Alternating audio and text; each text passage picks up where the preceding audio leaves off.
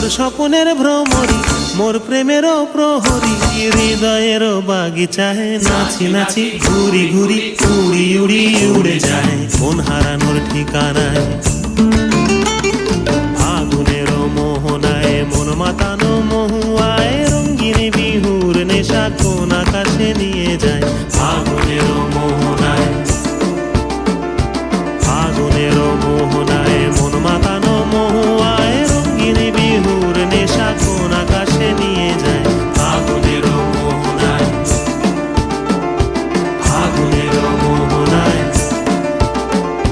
ফাগুনেরও মোহনায়। অনেকটা টেস্ট হয় মিষ্টি কুমড়ার ভর্তাটা। মিষ্টি কুমড়া কুষার ভর্তা, ভর্তা কি মিষ্টি কুমড়ার না। তো যতটুকু পারেন চলে জালটা আঁচটা কমিয়ে মিডিয়াম আঁচে রেখে তারপর ভাজবেন। তো এভাবে করে করি আর একটু ঢাকনা দিয়েছি যাতে একটু আঁচের মধ্যে ভাপে হয়, ভিতর থেকে সিদ্ধ হলে ভাপে তাইলে ভালোই হয়। এই যে ভালো মতো আবার নেড়ে চেড়ে দিচ্ছি যাতে নিচে তলানোর মধ্যে লেগে না যায়। এই যে ভর্তাটা প্রায় হয়ে গেছে, এখন ঠান্ডা করে দিব। ঠান্ডা করে তারপর একটু পাটার মধ্যে বেটে নিব। কাঁটাটা বেছে নিই। মাছ দিলে হয় একটু স্বাদ লাগে খেতে, আর এমনিও আবার ভালো লাগে, কিন্তু মাছ দিলে স্বাদটা একটু দ্বিগুণ হয়ে যায়।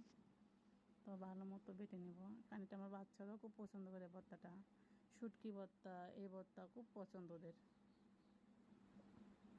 যতটুকু সম্ভব ভালো মতো জালটা আমি কমাই দিয়েছি, কিন্তু মরিচ দিলে মরিচের মধ্যে তেমনটা জালটা নাই, জাল দিলে খাইতেও পারে না।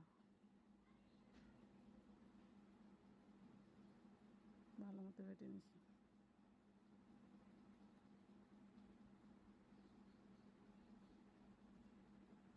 যে প্রায় বাটা শেষ। আর ভর্তা পছন্দ কমেন্টে জানাও, আর কেমন হয়েছে অবশ্যই জানাবা। আর কোনো ভর্তার রেসিপি জানতে চাইলে অবশ্যই বলবা।